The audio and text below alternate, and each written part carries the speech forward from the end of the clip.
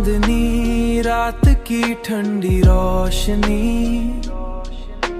जब जमीन पर फैलती है और सितारे खामोशी से आसमां पर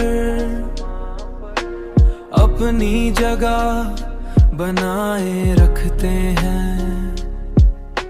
तो दिल के अंदर एक अजीब सी बेचैनी जाग उठती है। उन्हीं लम्हों में तुम्हारी आंखों की वो गहरी चमक याद आती है जो कभी मेरी दुनिया की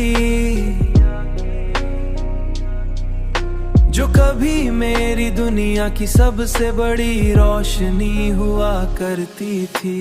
मैंने बहुत चाहा कि इस याद को अपने दिल से मिटा दूं, मगर मोहब्बत की यादें शायद कभी खत्म नहीं होते, बल्कि वक्त के साथ और भी गहरी हो जाती हैं।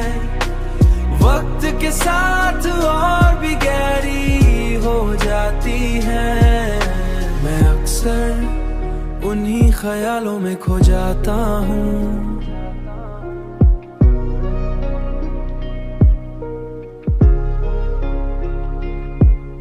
मैं अक्सर उन्हीं ख्यालों में खो जाता हूँ और सोचता हूँ कि अगर मोहब्बत ना होती तो शायद दिल इतना दर्द महसूस न करता। मगर फिर यही ख्याल आता है कि अगर मोहब्बत ना होती मैं वो खूबसूरती भी ना होती जो तुम्हारी मौजूदा ने दी थी।